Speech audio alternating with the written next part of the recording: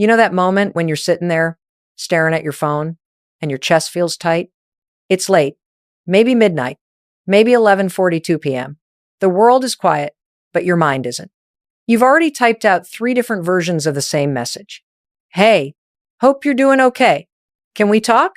And you keep deleting it, rewriting it, because part of you knows you shouldn't send it. You're not trying to start a fight. You're not even trying to fix things anymore. You just want to stop feeling this ache in your chest, that hollow, unsettled silence that feels like punishment. And so your brain whispers, just text him, just one message. You'll feel better. That voice sounds so reasonable, doesn't it? Because in that moment, your brain isn't interested in truth. It's interested in relief. That's not weakness. That's biology. That's what your mind does when it's craving connection and safety.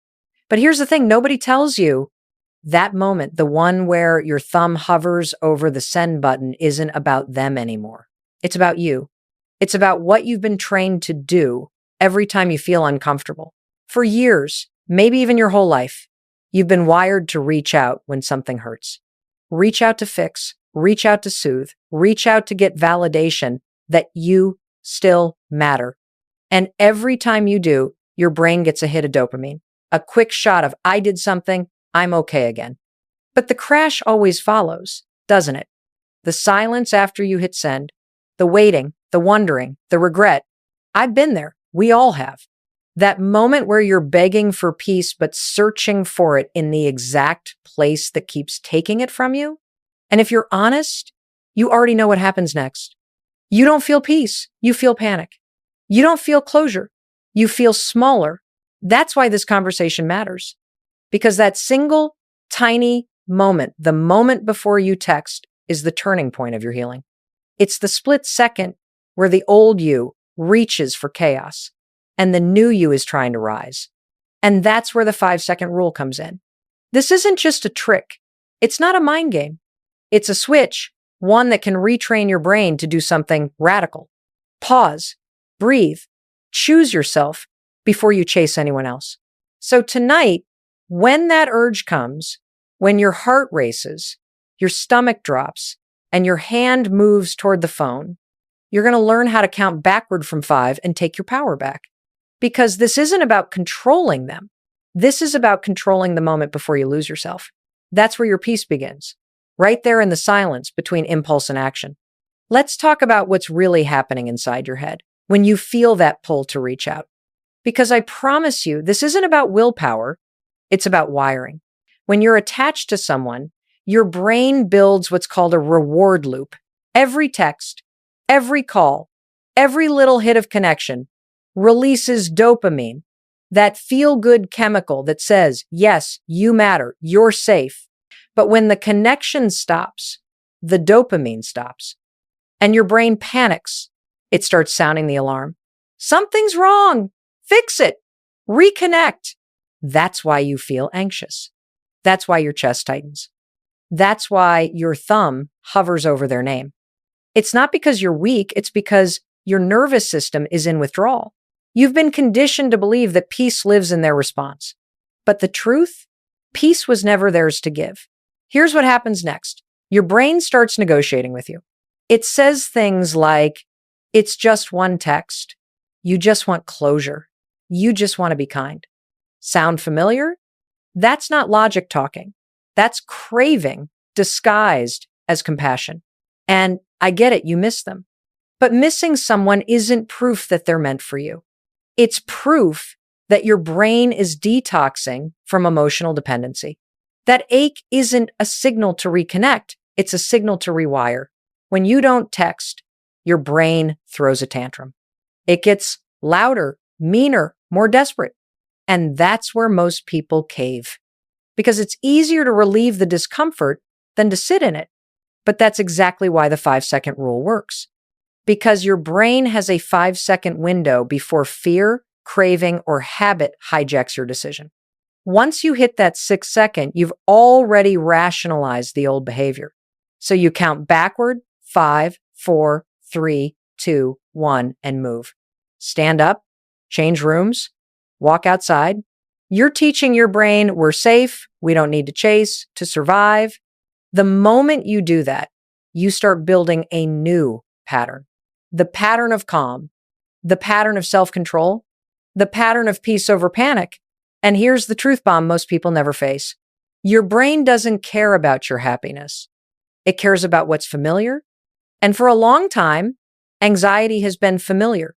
Waiting has been familiar. Trying harder has been familiar. But peace? Peace feels foreign. At first, it feels boring. It feels empty.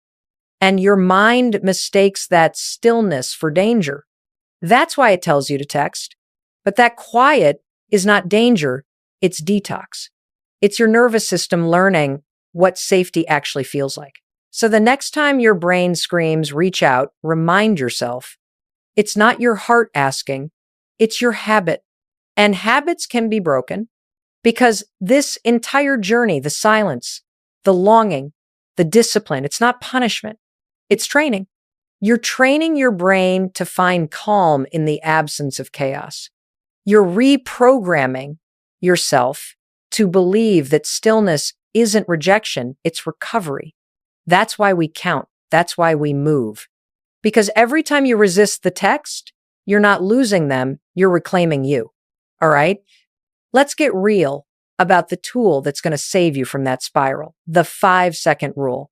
You've heard me talk about it before, but today you're going to understand why it's the bridge between emotional chaos and inner calm. Here's the truth. Your brain has 2 modes, autopilot and intention. Autopilot runs on habit, fear, and old programming. Intention runs on awareness, courage, and choice. And there's only a 5-second window between the two. When you feel that urge to text, that pulse in your fingertips, that anxious swirl in your gut, that's autopilot firing. If you do nothing, it takes over. You'll text, you'll scroll, you'll spiral. But if you move within 5 seconds, you flip the switch. You wake up your prefrontal cortex, the part of your brain that makes decisions, not excuses. That's your power zone. So when your brain says text them, you say 5, 4, 3, 2, 1, no. And then you do something your future self will thank you for. Stand up, breathe, step away from the phone, move your body, because motion changes emotion. The moment you move, you interrupt the loop. Now, listen, this isn't about pretending you don't care. It's not about being cold or detached. It's about reclaiming control over the micro moments that keep stealing your peace. Every time you count backward, you're retraining your brain to respond instead of react. You're teaching your nervous system. We can feel discomfort without doing something destructive. It's simple, but it's not easy. You'll roll your eyes at it. You'll tell yourself, that can't possibly work. And then you'll try it once and realize you just made it through a craving that used to control you. That's not luck. That's neuroplasticity, your brain rewiring in real time. Let me paint this clearly. Every time you use the 5-second rule instead of texting, you're building a new association. Old you, discomfort, reach out, relief, regret. New you, discomfort, countdown, movement, peace. That's a completely different identity forming. You're not chasing calm anymore, you're creating it. You are literally reprogramming your emotional operating system. And it starts in those tiny, invisible seconds that nobody else sees. You want proof?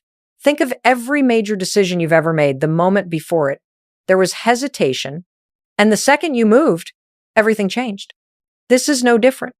The moment you count down and act, you break the spell. You go from powerless to powerful, from waiting to leading, from reacting to rising, because the 5-second rule isn't about self-control, it's about self-command. It's not about suppressing emotion, it's about guiding it. You're not silencing your feelings, you're giving them direction. So the next time that urge hits, I want you to hear my voice in your head saying, you are one countdown away from your peace, because that's the truth. Every 5, 4, 3, 2, 1 you do is a declaration. I am done being driven by my impulses. I'm leading myself now. That's how you start rewriting your story. Not in grand moments, but in the quiet seconds where you take your power back. Let's talk about the real reason you keep wanting to reach out, the cycle you've been trapped in. Because this isn't just about a text message. This is about a loop that's been running your whole life. It goes like this. You feel anxious, you reach out, you get a short hit of relief, and then the silence hits again. Anxiety, action, relief. Regret, repeat. You've been spinning in that pattern so long that it feels normal. Your nervous system has learned that chasing is safer than waiting, that doing something, anything, is better than sitting in discomfort. But that's not safety, that's survival mode. You think you're fixing the pain, but you're feeding it. Because every time you reach out to stop the ache, you're teaching your brain, I can't handle silence. You're confirming the story that peace only exists if they respond. And you know what happens when you believe that? You lose yourself one text at a time. But the moment you stop, the moment you breathe through the urge, instead of obeying it, something powerful begins to shift. You start breaking the feedback loop. You start teaching your brain a new equation. Discomfort doesn't mean danger. Silence doesn't mean rejection. Waiting doesn't mean weakness. Every time you resist that old pattern, you're building a new association. You're telling your nervous system, I can sit in this and still be safe. That's what healing really looks like. Not feeling nothing, but learning that your feelings don't control you anymore. And yes, it's hard.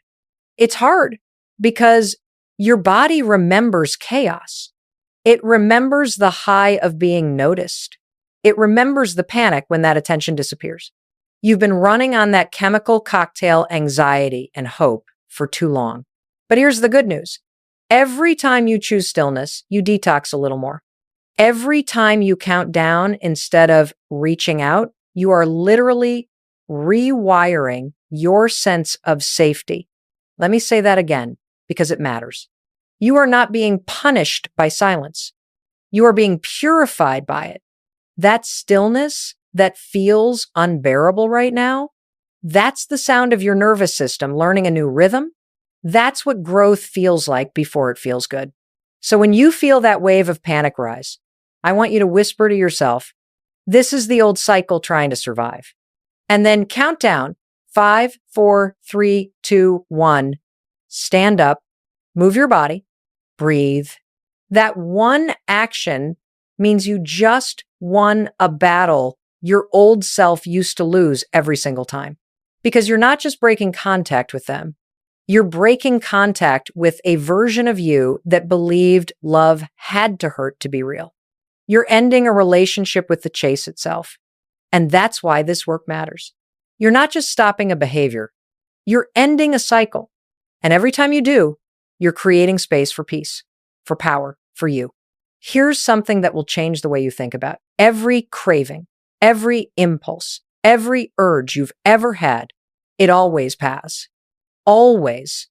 The intensity you feel when you want to text them, that racing heart, that tightening in your chest, that wave of, I can't take this. It's your nervous system flooding with stress chemicals. It's your body saying, do something, fix this now. But here's the secret. That wave only lasts about 90 seconds. 90 seconds. That's it. You can survive 90 seconds of anything. When you understand that, you stop being afraid of your own emotions. You stop thinking, I have to make this go away, and start thinking, I just have to ride it out. That's what psychologists call urge surfing. You don't fight the wave. You ride it. You breathe through it. You let it rise. You let it fall. Because feelings are like weather. They come, they peak, they pass. And when that next wave hits, because it will, you count down. Wu, si, sen, yi. You name what's happening. This is my body remembering. This is not truth. This is not danger. You ground yourself. My feet are on the floor. I'm safe right now. And you breathe until it passes. You see, when you chase the feeling, you feed it. When you observe it, you weaken it. That's biology. The moment you can sit in discomfort without reacting, your brain starts to trust you again. Your nervous system starts to learn we don't need chaos to feel alive anymore. And something incredible happens. You begin to separate what you feel from what you do. That's emotional maturity. That's peace. The pain doesn't disappear overnight, but it becomes less powerful because you've stopped making it mean something about your worth. It's just a wave, and waves end. So the next time that craving to reach out hits, don't tell yourself, don't feel this. Say, ride it, breathe, wait 90 seconds. Let your body do what it was built to do, self-regulate. Because healing doesn't mean you never feel the urge again. It means you stop being ruled by it. And every time you surf that wave instead of drowning in it, you build evidence. Evidence that you're stronger than the moment. That's how peace is built, 90 seconds at a time. Let me tell you what happens when you stop reacting.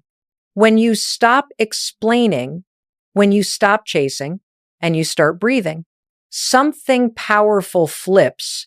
The energy shifts. The dynamic changes not because they changed, but because you did. For so long, your peace was in their hands. If they texted, you could breathe. If they didn't, you unraveled.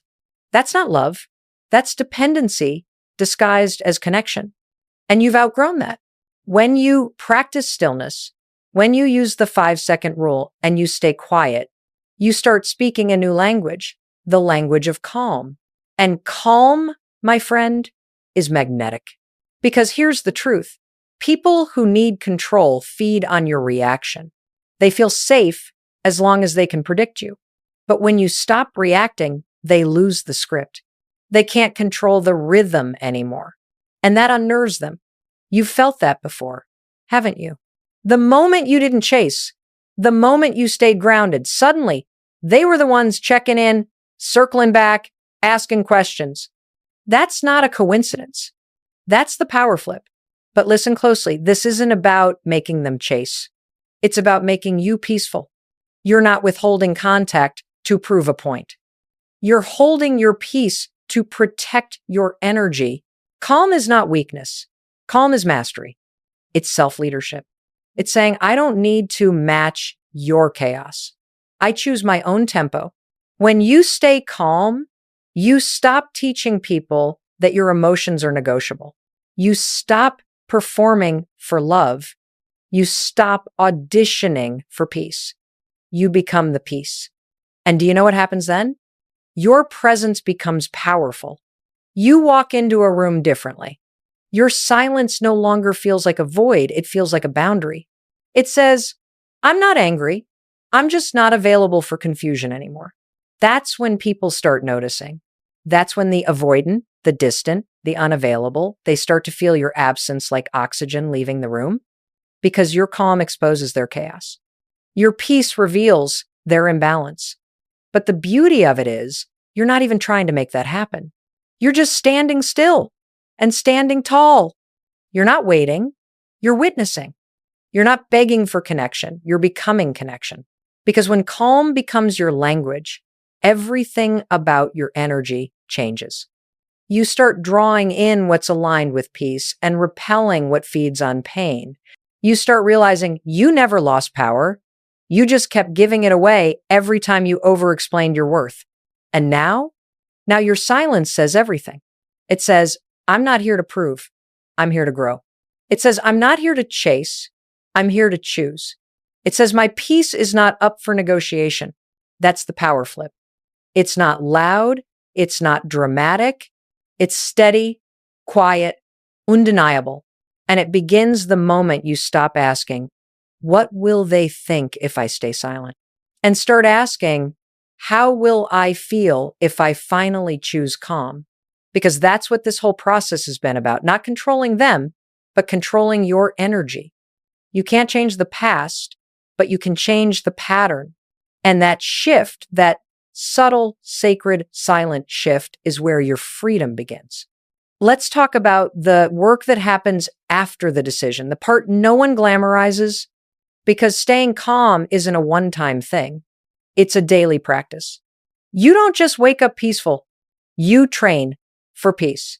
You rep it out the same way you'd train a muscle. Every morning you have a choice. Start the day with anxiety or start it with intention. So when you wake up, before you grab your phone, before you scroll or check if they've looked at your story, you look in the mirror. And I want you to give yourself a high five. Yes, literally, because that small act signals to your brain, I'm on my side today. That's how you anchor your morning in self-respect instead of reaction. Then, during the day, you do your reps. The midday check-in, when the urge hits, when you feel that old pattern tugging at you, count down.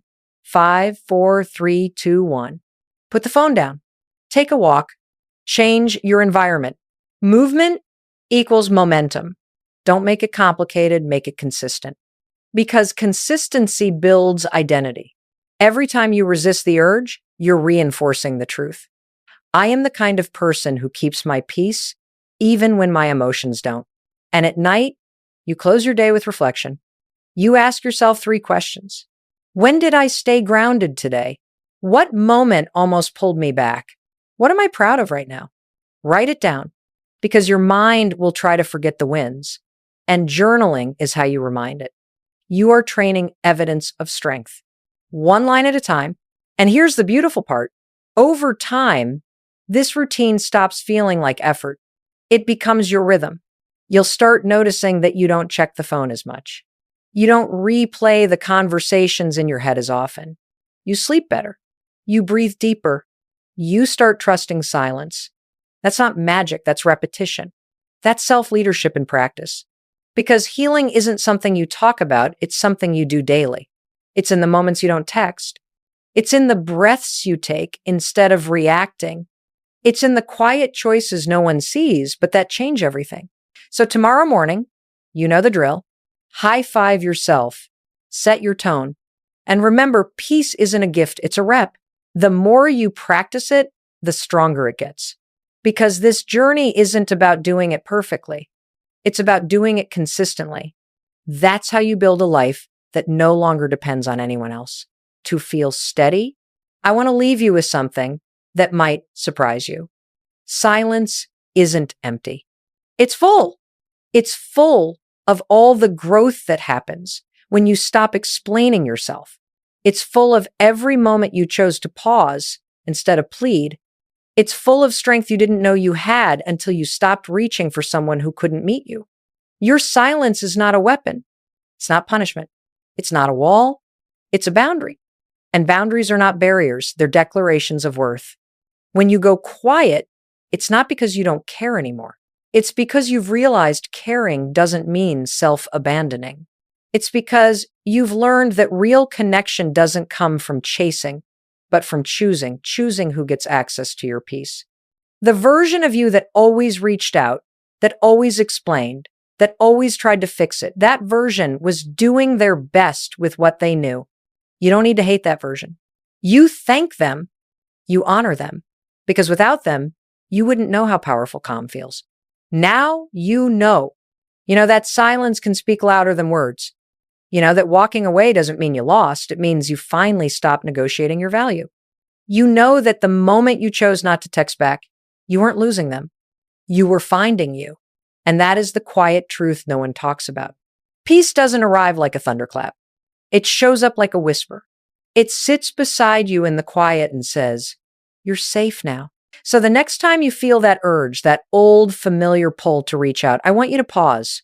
Put your hand on your heart. Count down. 5, 4, 3, 1. And remind yourself, I'm not waiting for anyone to choose me today. I already did. That's not loneliness. That's liberation. That's what it feels like to come home to yourself. And when you finally do, you realize something beautiful. You were never really losing them. You were just gaining you, because silence isn't empty. It's full of truth, full of healing, full of you.